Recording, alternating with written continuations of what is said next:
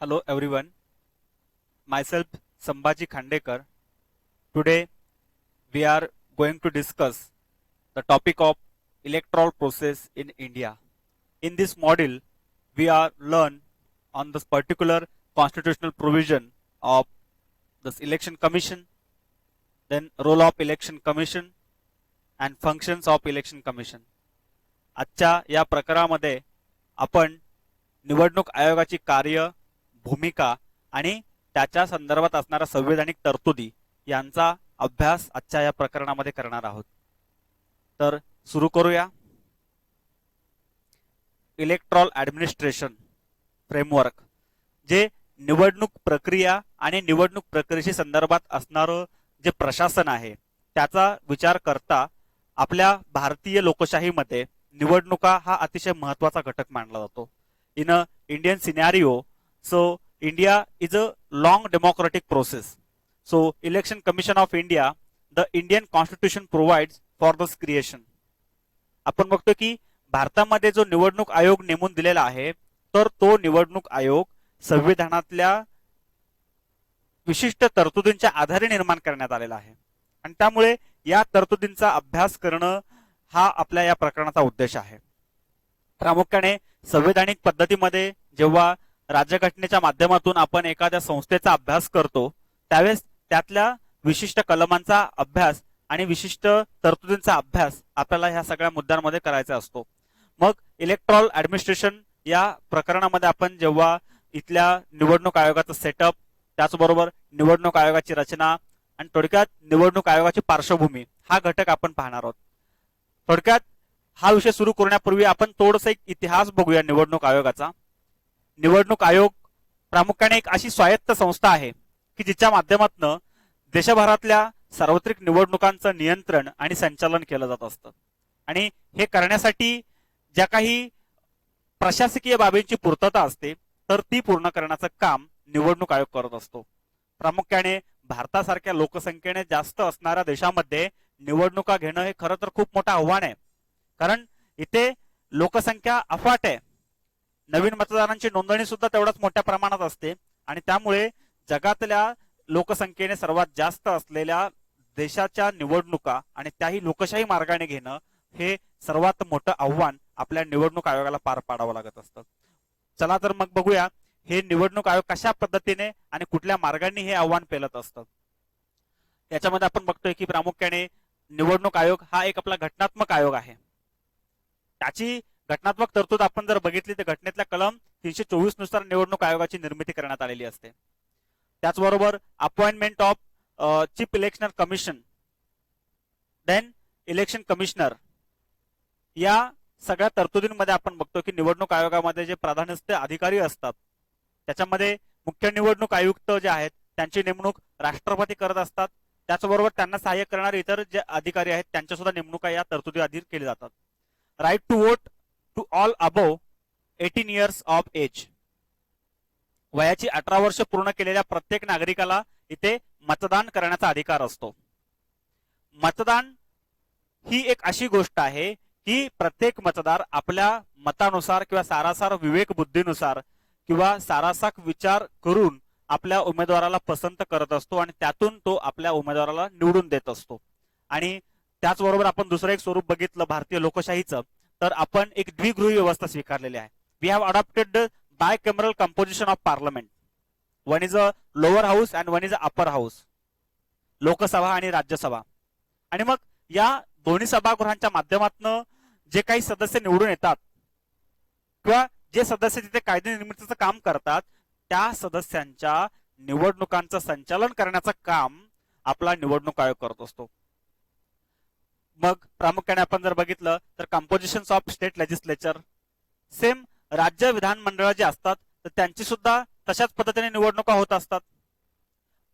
त्याचबरोबर डिलिमिटेशन्स of कॉन्स्टिट्यूशन्स after each census, प्रत्येक लोकसंख्येच्या पाठीमागे असणाऱ्या ज्या काही मर्यादा आहेत त्या मर्यादा घालून देण्याचं काम सुद्धा हा निवडणूक आयोग करत असतो. त्याचबरोबर प्रत्येक सभागृहाची कालमर्यादा आहे. प्रत्येक सदस्य निवडून आल्यानंतर त्याची विशिष्ट कालमर्यादा पूर्ण केल्यानंतर पुन्हा त्या ठिकाणी निवडणुका होत असतात. या कालावधीची निश्चितता आणि निश्चितीकरणाचं काम सुद्धा निवडणूक आयोग करत असतो. म्हणजेच duration of each house are declared by election commissioner. त्या ठिकाणी कुठल्याही प्रकारचा पॉलिटिकल अपॉइंटमेंट नसतात, कुठल्याही प्रकारच्या पॉलिटिकल ज्युडिशरीज नसतात. म्हणून त्या ठिकाणी आपण बघितलं तर निवडणूक आयोग हा पूर्णतः स्वायत्त आहे, स्वतंत्र आहे आणि ते स्वतःच्या बुद्धीने निर्णय देत असतात. इलेक्शन कमिशन ऑफ इंडिया दस कॉन्स्टिट्युशनल प्रोव्हिजन्स. घटनेतल्या कोणत्या कलमामध्ये प्रामुख्याने निवडणूक आयोगाच्या तरतुदींचा विचार केलेला आहे हा मुद्दा आपल्याला बघायचा आहे. कारण घटनेतले हे जे कलम आहे 324 article 324 Article 324 is regarding to this constitutional provision of Election Commission of India. So Article 324, the superstitions of directions of control to the preparation of roll call and electoral list. जसे की आपण बघतो ज्या मतदार याद्या असतात त्या मतदार याद्या बनवणं, नवीन मतदारांची नोंदणी करून घेणं, त्याचबरोबर निवडणुकांचं गौर आणि मुक्त वातावरणामध्ये संचालन करणं, फ्री अँड फेअर इलेक्शन्स. मग या सगळ्या कारभारामध्ये निवडणूक आयोगाची भूमिका खूप महत्त्वाची. अगदी त्या मतदारांची नोंदणी करून घेण्यापासून निवडणुकांचं संचालन करेपर्यंत आणि त्याच्यानंतर निवडणुकांचा निकाल डिक्लेअर करेपर्यंतची जी पूर्णपणे दीर्घ प्रक्रिया आहे ती निवडणूक आयोगाला पार पाडावी लागत असते. आणि त्याचबरोबर निवडणूक आयोगावरती वेगवेगळ्या निवडणुकांची जबाबदारी असते. जसं की केंद्रीय निवडणूक आहे तो प्रामुख्याने केंद्रीय निवडणुका ज्या सार्वत्रिक निवडणुका असतात त्याचबरोबर राज्यांच्या विधानमंडळांच्या निवडणुका, that is state legislature elections, then president, vice president यांच्या निवडणुका. ह्या सगळ्या निवडणुकांचं यशस्वी संचालन करण्याचं काम आपला निवडणूक आयोग करत असतो. आणि त्यामुळे या ठिकाणी हे जे काही जबाबदारी आहे तर ती अतिशय महत्वाच्या पद्धतीने निवडणूक आयोगाला पार पाडावी लागत असते. A multi-member commission of constitutional provision. Article 324, subclause 2, the election commission shall consist of chief election commissioner and such number of other election commissioners. So, if any, as the president may from time to time fix and the appointment of chief election commissioner at other election commissioners shall subject to this provision to any law made by this behalf of this parliament and be made by this president. आपण बघतोय की पूर्वीच्या साधारणतः देश स्वतंत्र झाल्यापासून जेव्हा आपल्या भारतामध्ये 1952 ला पहिली सार्वत्रिक निवडणूक झाली तर त्यावेळेस निवडणूक आयोगाची रचना थोडीशी वेगळी होती. त्याच्यामध्ये प्रामुख्याने एक निवडणूक आयुक्त हा नेमला जायचा. परंतु आपण बघितलं तर ठराविक काळानंतर निश्चितीनंतर एक मुख्य निवडणूक आयुक्त आणि त्याला सहाय्य करणारे इतर 2 निवडणूक आयुक्त होते. परंतु त्या तिघांचं अधिकार क्षमता किंवा अधिकार निर्णय घेण्याची क्षमता जी आहे ती समान होती आहे आणि असणार आहे. अशा पद्धतीची ही निवडणूक आयोगाची रचना आपल्याला घटनेतल्या 324 कलम पोटभाग कलम 2 नुसार पाहायला मिळते. Election commission of India constitutional provision याच्यामध्ये आपण जर बघितलं article 324 sub clause 3. So when any other election commissioner is so appointed the chief election commissioner shall act as the chairman of the selection of commission. आपण बघतोय की घटनेच्या या कलमानुसार आपण बघतोय की जे इतर सहाय्य करणारे जे 2 निवडणूक आयुक्त असतात तर त्यांची निवडणूक जी आहे राष्ट्रपतींच्या सल्ल्याने मुख्य निवडणूक आयोग करत असतात. A multi member commission from January 1950 to mid October 1989, a single member commission headed by the chief election commissioner. आपण बघतो की 1950 पासून ते ऑक्टोबर 1989 पर्यंत एक सदस्यीय निवडणूक आयोगाची नेमणूक होती किंवा रचना होती. त्याच्यामध्ये फक्त एकच सदस्य हा निवडणूक आयोगाचं कामकाज पाहत होता आणि मग त्याच्या हाताखाली असणारं जे पूर्ण निवडणुकांचं प्रशासन. परंतु आपण जर याच्यामध्ये बघितलं फ्रॉम ऑक्टोबर 60 म्हणजे 1989 पासून ते डिसेंबर 1989 पर्यंत 3 मेंबर कमिशन अपॉइंट करण्यात आलं. 3 सदस्यीय मेंबर्स जे आहेत ते नव्याने अपॉइंट केले जाऊ लागले. त्याचनंतर आपण पुन्हा बघितलं त्याला रिफॉर्म केलं आणि मग जानेवारी 1990 पासून ते सप्टेंबर 1993 पर्यंत पुन्हा एक सदस्यीय निवडणूक आयोगाची रचना स्वीकारण्यात आली. त्यानंतर पुन्हा 1993 नंतर ते आजपर्यंत म्हणजे 1993 पासून ते आजपर्यंत 3 सदस्यांची नेमणूक आपल्या निवडणूक आयोगाच्या एकंदरीत प्रशासकीय रचनेमध्ये केली जात असते. त्यामुळे the chief election commissioner and 2 election commissioners that is the administrative setup of election commission. Then conditions of services. The chief election commission and election commission placed at per parameters of salary, allowances, and it was the same that judges of Supreme Court. जसं सर्वोच्च न्यायालयामध्ये जे मुख्य न्यायाधीश असतात त्यांना जे वेतन, सेवा, शर्ती, इतर ज्या किंवा इतर सवलती किंवा भत्ते मिळतात त्याचप्रमाणे निवडणूक आयोगांना सुद्धा या सगळ्या सेवा शर्ती लागू होत असतात. The tenure of chief election commissioner. जसं की आपण बघतो की निवडणूक आयोगांचा जो कालावधी आहे तर तो प्रामुख्याने 6 वर्षांपर्यंत आहे आणि maximum age of limit 65 years. म्हणजे एखादा निवडणूक आयुक्त त्या पदावरती जेव्हा नेमला जातो तिथपासून ते 6 वर्षापर्यंत तो व्यक्ती त्या ठिकाणी त्या पदावर राहू शकतो. त्याचबरोबर त्याच्या वयाची 65 वर्ष होईपर्यंत तो त्या पदावरती राहू शकतो. जर का समजा एखादा निवडणूक आयुक्त 64व्या वर्षी जर का समजा त्या पदावर बसला तर त्याला 65व्या वर्षी त्याला रिझाईन करावं लागतं. The chief election commissioner all have equal powers in matters of decision making. सगळ्यात महत्वाची गोष्ट अशी आहे की मुख्य निवडणूक आयुक्त आणि त्याला मदत करणारे इतर निवडणूक आयुक्त यांना निर्णय घेण्याची समान क्षमता आणि समान पॉवर्स असतात. हे अतिशय महत्वाचं वैशिष्ट्य आहे. In case of any difference decisions are taken by opinion of majority. मग त्यात जेव्हा असा काही विवादास्पद प्रसंग निर्माण होतो की जिथे त्या सदस्यांचं एकमत होत नाही मग त्यावेळेस बहुमत ज्या निर्णयाच्या बाजूने असतं तो निर्णय मान्य केला जात असतो. The commission takes all the selection by consistency and the election commissioner shall not be removed from this office except in this like of manner and this like of grounds in the judges of Supreme Court. जसं की सर्वोच्च न्यायालयाच्या न्यायाधीशाप्रमाणे एक स्वायत्तता आणि स्वायत्तपणे काम करण्याची जी प्रक्रिया आहे तीच प्रक्रिया पुढे निवडणूक आयोग सुद्धा आपल्या पातळीवरती करत असतो. आणि सेवा शर्ती किंवा इतर ज्या काही भत्ते जे आहेत तर ते निवडणूक आयोगाला त्या वेळोवेळी तरतुदीनुसार दिले जात असतात. Right to vote. Any citizen over 80 can vote. वयाची 18 वर्ष पूर्ण केलेल्या व्यक्तीला या भारतामध्ये मतदानाचा अधिकार प्राप्त होत असतो.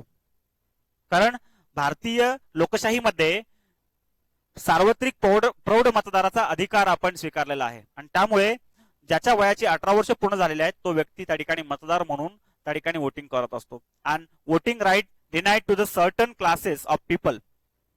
आणि मग तो जो मतदानाचा अधिकार आहे तर तो काही वर्गांसाठी बंधनकारक नाहीये किंवा काही वर्गासाठी तो मुद्दामपूर्वक जाणीवपूर्वक टाळलेला आहे. म्हणजे काही व्यक्तींना त्या प्रक्रियेमध्ये निवडणुकीच्या प्रक्रियेमध्ये किंवा मतदानाच्या प्रक्रियेमध्ये सहभागी होता येत नाही. मग अशा कोणत्या व्यक्ती आहेत, असे कोणते गट आहेत ते आपण बघूया. Criminal convicts of the certain class.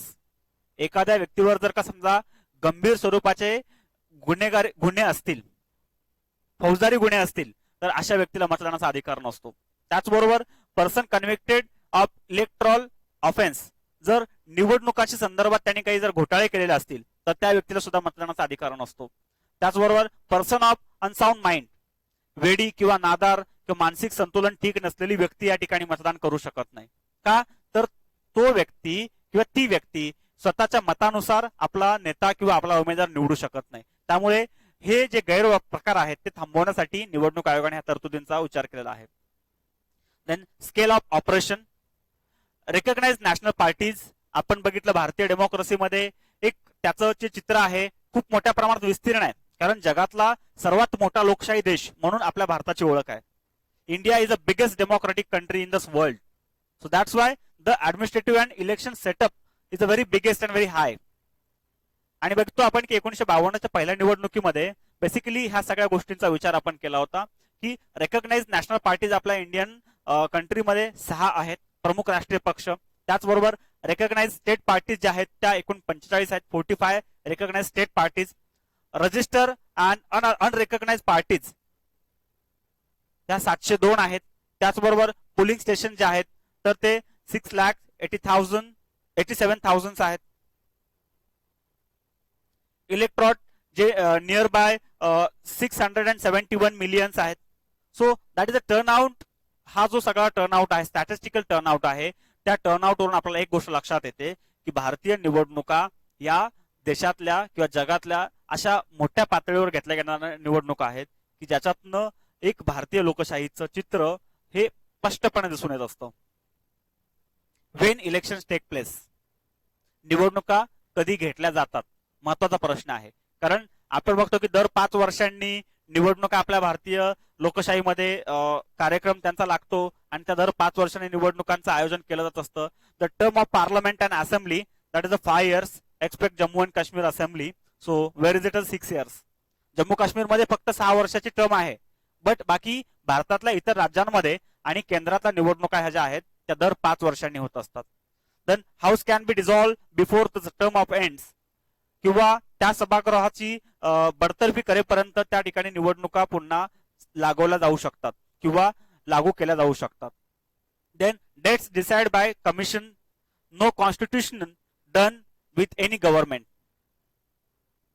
आपण बघतो की ह्या ज्या निवडणुकाच्या तारखा असतात त्या कोण डिसाइड करतं, तर कुठलंही गव्हर्नमेंट करत नाही, कोणतंही शासन करत नाही, तर ह्या तारखा डिसाइड कोण करतं, तर आपला भारतीय निवडणूक आयोग जो आहे तर तो या तारखा डिसाइड करत असतो. Then commission call for elections 6 months of period to the date of which the normal tenure of assembly or parliament. आपण बघतो की प्रामुख्याने 6 महिन्यापूर्वी किंवा 6 महिन्या आठवड्याच्या अगोदर किंवा त्या सगळ्या नोटीस पिरियड वरती निवडणुकीची सूचना अधिसूचना जी आहे ती जाहीर करतं निवडणूक आयोग आणि त्यानंतर निवडणुका जाहीर करण्याचा कार्यक्रम हा आखला जात असतो. आणि आपण जर सगळ्यात महत्वाची गोष्ट बघितली तर आतापर्यंत 2019 ला जी निवडणूक झाली तर त्या निवडणुकीला धरून आपल्या भारतीय संदर्भामध्ये एकूण 17 जनरल इलेक्शन झालेले आहेत. कधीपासून? 1952 पासून. भारतातली पहिली सार्वत्रिक निवडणूक 1952 साली झाली आणि 1952 पासून ते अगदी 2019 शेवटच्या इलेक्शन पर्यंत एकूण आपण 17 सार्वत्रिक निवडणुकांचं आयोजन हे यशस्वीरित्या पार पाडलेलं आहे. Limits on poll expenses. आपण बघतो की निवडणूक आयोगाच्या अधीनस्थ तरतुदीनुसार उमेदवारांना खर्च करण्याची मर्यादा घालून दिलेली आहे. Limits on candidates. Lok Sabha election मध्ये मॅक्झिमम ती जी लिमिट आहे तर ती 25 लाख आहे आणि मिनिमम जी आहे तर ती 10 लाखाची लिमिट आहे. म्हणजे निवडणूक प्रचारामध्ये लोकसभेच्या इलेक्शन मध्ये एखादा व्यक्ती 25 लाखापर्यंत जास्तीत जास्त खर्च करू शकतो आणि कमीत कमी 10 लाखापर्यंत खर्च करू शकतो. त्यानंतर विधानसभेमध्ये जास्तीत जास्त 10 लाखाची अट आहे, कमीत कमी 5 लाखाची अट आहे. Commission mention the expenses closely so expenditure observes. निवडणूक आयोगाची पूर्ण नजर जी आहे तर ती ह्या सगळ्या निवडणूक खर्चावरती असते. बारकाईने ह्या सगळ्या गोष्टींचं निरीक्षण केलं जातं. त्याच्यामध्ये जर का समजा काही गैरकारभार होत असतील तर त्यावेळेस निवडणूक आयोग त्यावरती कायदेशीर कारवाई करून त्या ठिकाणी आपली भूमिका बजावत असतं. त्यामुळे detailed accounts furnish by the candidates within the 30 days of declaration of election result. निवडणूक रिझल्ट लागायच्या साधारणतः 30 दिवस मागे पुढे ह्या कालावधीमध्ये त्या उमेदवाराच्या संपूर्ण खात्यावरचे जे काही आर्थिक व्यवहार आहेत त्यांच्यावरती नजर ठेवण्याचं काम सुद्धा निवडणूक आयोग करत असतो. Electoral reforms. इलेक्टोरल रिफॉर्म्स हा जो प्रसंग आहे की त्याच्यामध्ये निवडणूक सुधारणांचा विचार केला जातो. बेसिकली क्रिमिनलायझेशन ऑफ पॉलिटिक्स, राजकारणाचं गुन्हेगारीकरण.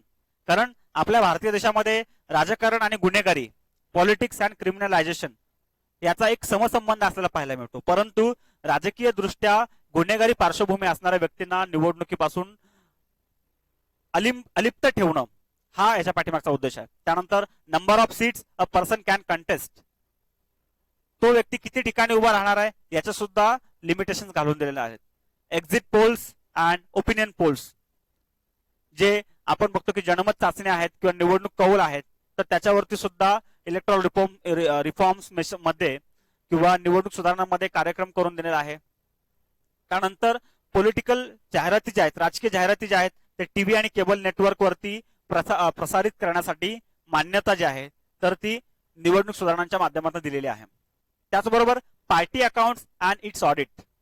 जसं की एखादा राजकीय पक्ष असतो त्या राजकीय पक्षाचं एक बँक अकाउंट असतं आणि त्या बँक अकाउंटचं ऑडिट करण्याचं काम सुद्धा निवडणूक आयोग करत असतो.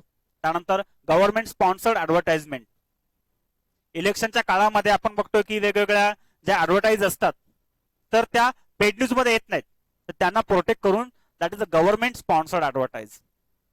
There is a no in issue of paid news. Okay, so negative and neutral voting in this happening, that is the electoral reforms. Then decisions on anti-defection cases. पक्षांतर बंदी कायदा जो आहे तर त्या पक्षांतर बंदी कायद्यानुसार एखादा व्यक्ती ज्यावेळेस पक्षांतर करून दुसऱ्या पक्षात जातो त्यावेळेस त्याच्या प्राथमिक सदस्यापासून ते त्याच्या पदापर्यंत सर्व पदांचा त्याला राजीनामा द्यावा लागत असतो. अर्थात या सगळ्या निवडणूक सुधारणांचा विचार आपण बारकाईने पुढील प्रकरणात करणारच आहोत. Other new initiative of election commission. So ease of electronic voting machines. आपल्या भारतीय निवडणुकांच्या इतिहासामध्ये आपण जर बघितलं तर पूर्वी आपण बॅलेट पेपरवरती इलेक्शन्स घ्यायचो, परंतु आता आपण ज्या वोटिंग्स आहेत किंवा निवडणूक प्रक्रिया जी आहे ती आपण इलेक्ट्रॉनिक वोटिंग मशीन्स वरती घेतो. त्याला आपण सोबत एक व्हीव्हीपॅट पण जोडलेला आहे. म्हणजे हे नवीन इनिशिएटिव्ह आपल्या निवडणूक आयोगाने घेतलेले आहेत. त्याचबरोबर चेक ऑन क्रिमिनलायझेशन ऑफ पॉलिटिक्स. त्या उमेदवाराची एक राजकीय पार्श्वभूमी आहे तर ती गुन्हेगारी स्वरूपाची आहे का क्लिअर स्वरूपाची आहे हे सुद्धा त्याच्या शपथपत्रावरून किंवा अफिडेव्हिटवरून तपासलं जाऊ शकतं. Then computerisation of electoral rolls. ज्या मतदार याद्या आहेत, निवडणूक याद्या, तर त्यांचं संगणकीकरण करण्याचं महत्वाचं काम आपल्या भारतीय निवडणूक आयोगाने केलेलं आहे. जे आपलं नॅशनल वोटर सर्व्हिस पोर्टल जे आहे तर त्या पोर्टलवरती संपूर्ण भारतातल्या सर्व मतदारांची नोंदणी त्या ठिकाणी केलेली पाहायला मिळते. म्हणजे एका क्लिक वरती भारतातल्या कानाकोपऱ्यातल्या कोणत्याही व्यक्तीचं नोंदणी त्याच्यावरती आपल्याला करता येत असते. त्यानंतर इलेक्ट्रॉल रोल्स विथ फोटोग्राफ्स. त्यानंतर ई रजिस्ट्रेशन ऑफ इलेक्ट्रॉल्स. जर का समजा आपल्याला नवीन मतदारांची नोंदणी करायची आहे तर ती आपण ऑनलाईन सुद्धा करू शकतो. NVSP नावाचं जे पोर्टल आहे निवडणूक आयोगाचं त्यावरती जाऊन आपण विविध नमुन्यांमधले फॉर्म भरून आपण नवीन मतदारांची नोंदणी करू शकतो. अर्थात यासाठी आपल्याला कुठे रांगेमध्ये राहायची गरज नाही, कुठे आपल्याला ऑफलाईन पद्धतीने अर्ज करायची गरज नाही. आपण घरी बसल्या सुद्धा निवडणूक आयोगाच्या माध्यमातून मतदानाच्या यादीमध्ये आपलं नाव नोंदवण्यासाठी प्रक्रिया करू शकतो. त्यानंतर publishing national voters register on election commission. Then model of code of conduct. आदर्श आचारसंहितेची निर्मिती हे सुद्धा आपल्या भारतीय निवडणूक आयोगाचं अतिशय महत्वाचं नवीन इनिशिएटिव्ह किंवा नवीन पाऊल आहे. आता आपण बघतो की 2019च्या निवडणुकीमधले काही सिलेक्टेड फोटोग्राफ्स आहेत ज्याच्यामध्ये आपण बघतो की प्रामुख्याने निवडणुका काही दुर्गम भागामध्ये असतात, ट्रायबल एरियाज मध्ये असतात की त्या निवडणुकांपर्यंत पोहोचण्यासाठी तिथले निवडणूक अधिकारी जे आहेत तर ते अतिशय प्रसंगांची किंवा प्रयत्नांची शिकस्त करत असतात. ह्या आपल्याला वरील फोटोवरून आपल्याला पाहायला मिळतं की कशा पद्धतीने निवडणूक आयोगाच्या ह्या एकंदर प्रक्रियेमध्ये भारतातला प्रत्येक नागरिक हा सहभागी होत असतो. So say that some picks on this election reforms. Thank you.